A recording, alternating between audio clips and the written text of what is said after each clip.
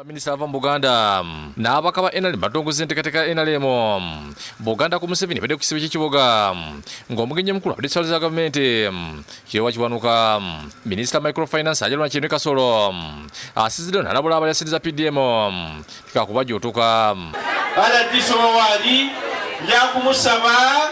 mu bbanga ttono nnyo abantu abatwala ssente z'emyuga tusaba bazizze Musako yabwe ne bamemba abana baziganyulwemu Nzinga nawo tugenda kusimawo borehole Kigwanya tugenda kusimawo borehole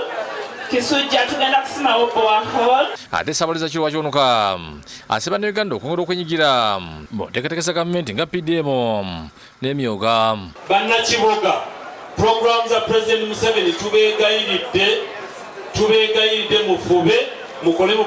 programu ezo mwejje muki mu bwavu Kiwanuka wadde abantu amagezi okugenda okwogera NRM olw'obuwanguzi bwe batuusizaako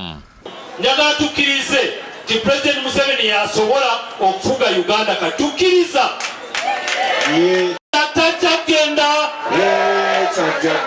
tajjagenda tulina obululu. Download the app on App Store or Google Play Store now. Vision Digital Experience, the future of media.